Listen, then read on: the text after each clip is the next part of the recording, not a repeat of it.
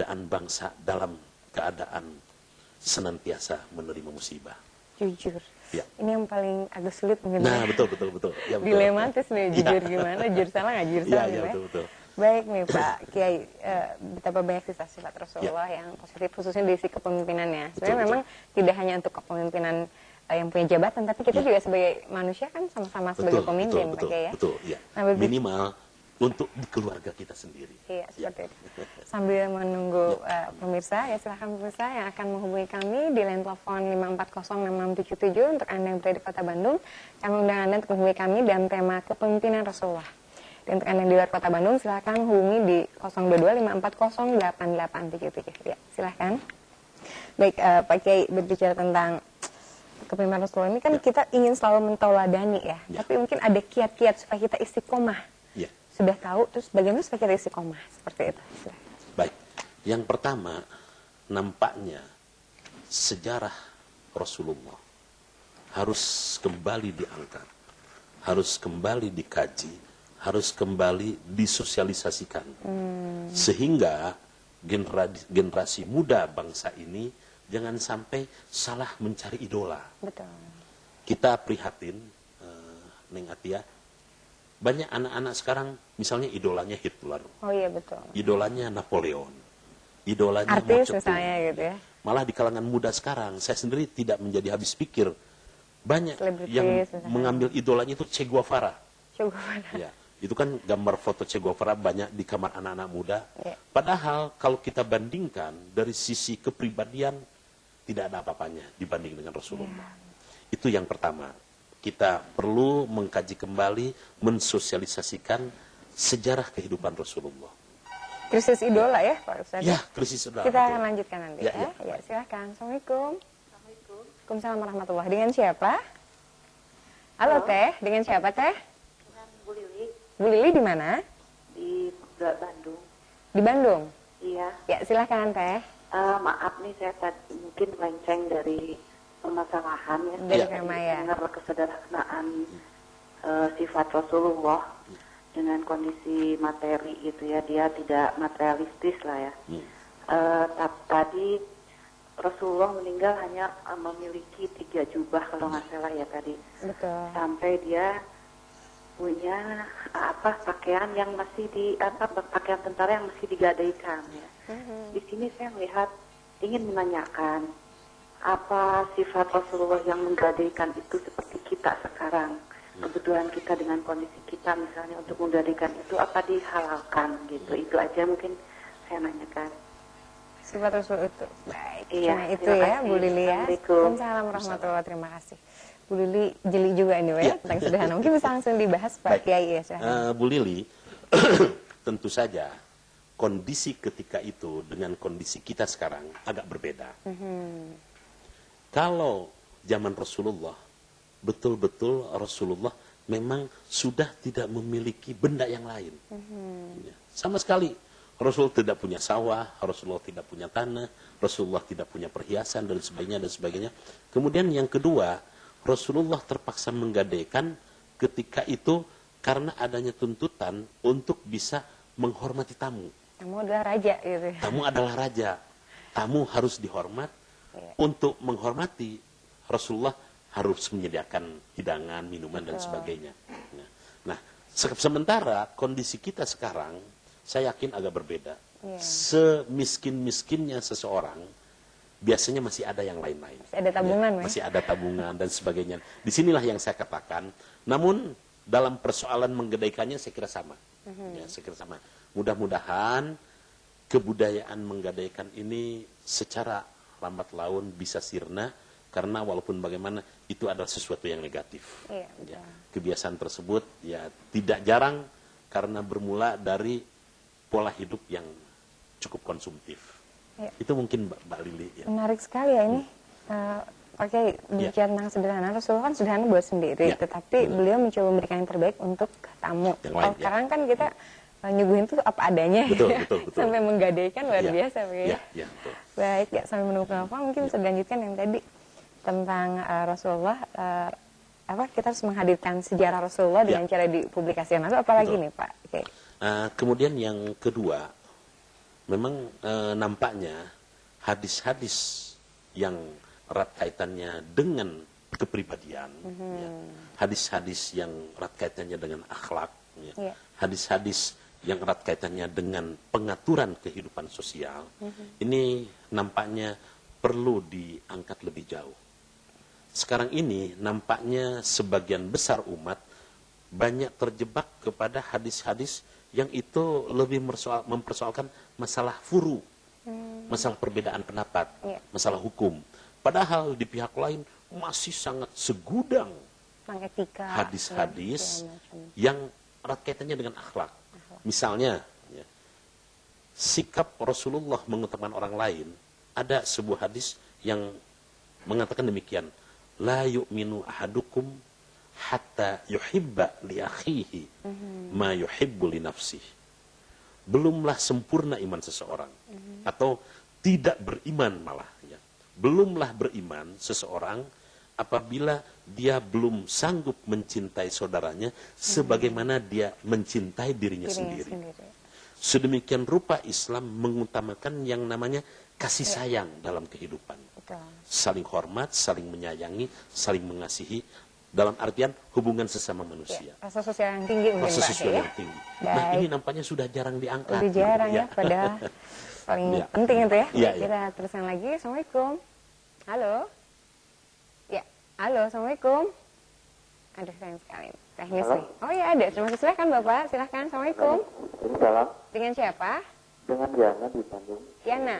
Iya. Ya, Yana. Silahkan Yana. Temanya tentang kepemimpinan Rasulullah ya? Iya. Ya, silakan. Ini kebetulan guru saya. Saya ingin menanyakan. Oh, Pak Kiai ya gurunya kata.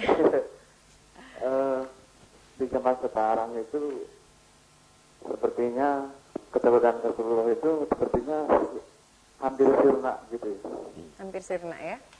Untuk sekarang kan masih muncul tuh kebangkitan Islam untuk politik gitu ya. Jadi segala sesuatunya itu ditentukan dengan negara gitu. Jadi politik-politik yang berdasarkan Islam. Nah, untuk sana bagaimana caranya menurut Bapak itu? Supaya nilai-nilai yang terdapat di Rasulullah itu bisa memasyarakatkan di masyarakat. Baik, cuma itu Kang Yana, nuhun. Waalaikumsalam warahmatullah. Selanjutnya mungkin ada yang masuk? Baik, belum ada. Ya, langsung dibahas. Ini katanya muridnya Pak Kiai ini. Iya. Kebetulan yang namanya Yana ini cukup banyak yang Banyak. murid saya. Baik, ya silakan Pak Kiai tentang nilai-nilai. Bagaimana masyarakatnya memang? Ya. Agak Baik, sulit, ya? Pak Yana, untuk bisa memasyarakatkan sifat-sifat ideal dari kepemimpinan Rasulullah, tidak lain kita perlu mengekspos, terutama para kiai, para ulama, ya, para ustadz. Kita coba himbau untuk terus mengangkat sifat-sifat positif dari kepemimpinan Rasulullah ini. Karena bukan berarti tidak pernah dibahas mungkin, hanya mungkin frekuensinya yang kurang. Iya. Kemudian yang kedua, jarang sekali sifat-sifat ini disampaikan secara utuh. Hanya Potong-potong, biasanya ya? hanya parsial saja, hanya bagian-bagian kecil, hanya suplemen, hanya ilustrasi. Ya. Kita belum mendengar adanya diskusi yang intens berkenaan dengan kepemimpinan Rasulullah. Iya. Misalnya, ya, Rasulullah seorang entrepreneurship dan lain sebagainya. Ini jarang diangkat. Ya. Betul. Rasulullah berwirausaha sejak remaja. Ini jarang diangkat. Ya. Nah, kemudian yang ketiga, tentu saja hal ini akan kembali kepada calon-calon pemimpin. Kalau sekiranya calon-calon pemimpin ingin disayangi, ingin dihargai, ingin bertahan lama, contohlah kepemimpinan Rasulullah. Dan untuk bisa mengetahui itu semua, sebetulnya sekarang ini sudah sangat banyak bukunya. Sangat, Pak, ya. Kalau tidak salah di rumah saja, Neng Atia, buku riwayat ini Rasulullah yang sudah diterjemahkan, itu mungkin ada 70-an buku. Rata-rata tebalnya mungkin ya paling tipis itu 700 lembar lah. Iya. Persoalannya asal Ada mau niat membaca ya, atau tidak. mau baca. Ya. Termasuk kepemimpinan Rasulullah juga Pak, kalau kitanya niat ingin jadi punya sedikit aja. Ya, betul. Kalau ada niat, kalau nggak ada Ya, niat ya betul. cuma dikasih tahu juga Pak Ustaz ya. Baik ya. Teruskan mungkin yang tadi Pak yang menarik nih tentang menginformasikan bagaimana sejarah Rasulullah, lalu hadis-hadis yang harus diangkat, lalu apa lagi tuh Pak Kiai? Nah, yang lainnya, misalnya bagaimana Rasulullah mengutuskan orang lain. Rasulullah dalam sebuah hadis mengatakan, "Walladzi nafsi biyadihi." Demi zat yang menguasai diriku. Kalau sekiranya anakku sendiri Fatimah binti Muhammad mencuri, maka langsung aku sendiri yang akan memotong tangannya. Rasulullah benar-benar konsekuen dalam menerapkan aturan.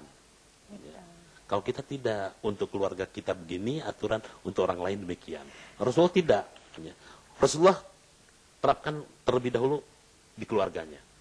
Tatkala keluarga sudah mencoba mentransfer aturan tersebut, baru kepada yang lain. Betul. Nah, di sini Dari sisi positifnya akhlak, keluarga akhlak dulu Pak, bukan betul, masalah betul. pembagian harta Bukan yang keluarga lain dulu. dulu, ya. Baik, ya. Kita terima telepon lagi. Assalamualaikum. Halo, assalamualaikum. Waalaikumsalam. Dengan siapa Pak? Pak Yono, Pak Yono di mana? Cianjur. Mangga Pak Yono. Ini Pak Kiai. iya. Ini menanya ini masalah aurat nih. Pak Yono maaf, volumenya bisa dikecilkan sedikit? Ini HP. Iya, volume TV-nya dikecilkan sedikit. Ya, silakan, dilanjutkan. Ini Pak, masalah aurat nih Pak. Ini kan sekarang teman sekarang kan udah keterlaluan nih. Bagaimana cara mengatasinya Pak? Sebagai umat Muslim, kadang-kadang kita nggak sengaja Pak terlihat gitu kan aurat-aurat perempuan itu Pak. Oh, aurat Pak, ya. Ya kita sebagai laki-laki kan berdosa kan Pak kalau melihat sekali dua kali kan Pak. Baik. Ayo, Hanya itu Pak Yono? Iya iya. Baik. Ini agak keluar dari tema tapi nggak apa-apa. Terima kasih Pak Yono ya. Ya, silakan selanjutnya. Assalamualaikum. Waalaikumsalam. Dengan Bapak siapa? Dengan Pak Rustandi. Pak Rusandi. Ya, sareng Kang Ius. Kang Ius, di mana? Di Bandung. Di Bandung. Mangga Kang Ius. Mana kepemimpinan Rasulullah? Mohon. Oh. Mangga. Assalamualaikum Pak Habib. Waalaikumsalam warahmatullahi Kang wabarakatuh. Habib, Kang Ius saya ya teh. Kang Ius. Sama. Saya alhamdulillah di kembar. Oh. Begini Pak Habib. Bagaimanapun juga kan Rasulullah itu adalah teladan yang paling sempurna di muka bumi gitu ya. Sehingga ada keterangan di dalam sebuah kitab bahwa kalau kita mau lihat Rasulullah itu, maka beliau itu adalah lihat daripada Al-Quran secara keseluruhan gitu ya. Jadi kalau Al-Quran itu diterjemahkannya itu oleh Rasulullah dengan contoh-contoh dalam perilaku sehari-hari seperti itu gitu. Nah, yang jadi pertanyaan saya gitu ya, itu yang namanya Paus Benedict yang sekarang itu apa tuh? Ya, itu gimana, katanya Pak? Rasulullah itu di dalam menyebarkan agama Islam itu dengan pedang gitu. Ini gimana ini Bang Habib? Betul. Saya mohon penjelasannya dari Pak Habib gitu. Penjelasan ya. Terima kasih. Assalamualaikum warahmatullahi Waalaikumsalam. Terima kasih Pak Ius. Ya, mungkin langsung dibahas dari Pak Yono dulu Pak ya. Baik. Tentang aurat perempuan yang dilihat. Gimana nggak dilihat? Bazir Pak katanya. Ya. Jadi Pak Yono, itulah nasib kita semua sebagai manusia yang hidup di akhir zaman. Khususnya Harus laki-laki menerima katanya. sebuah realitas di mana aurat bukan hanya aurat perempuan saja, termasuk aurat laki-laki. Saya sementara ini agak prihatin, kenapa tatkala berbicara aurat itu hanya perempuan yang disudutkan. Sementara di pihak lain, laki-laki pun banyak kita lihat itu yang auratnya itu tidak sempurna sebetulnya. Maaf misalnya orang laki-laki yang olahraga, auratnya terbuka. Padahal kita tahu aurat laki-laki itu sampai lutut misalnya. Dari pusar, pusar sampai lutut. Betul. Nah, bagaimana upayanya? Kita awali dari keluarga kita. Kemudian yang kedua, nampaknya proses meyakinkan untuk bisa berbusana yang baik tertutup aurat itu memang memerlukan proses. Memerlukan kesabaran, Kesadaran memerlukan juga. ketelatenan. Karena walaupun bagaimana dipaksakan seperti apapun, tanpa tumbuh dari sebuah kesadaran sulit. Akhirnya hanya akan menjadi kesadaran yang semu, kesadaran yang artifisial. Insya Allah, tatkala seseorang mendapatkan hidayah, Pak Yono, jangankan aurat, yang lebih berat dari aurat akan dijalankan. Mudah-mudahan yang disampaikan oleh Pak Yono untuk pihak-pihak tertentu bisa secepatnya mendapatkan hidayah dari Allah. Mudah-mudahan minimal di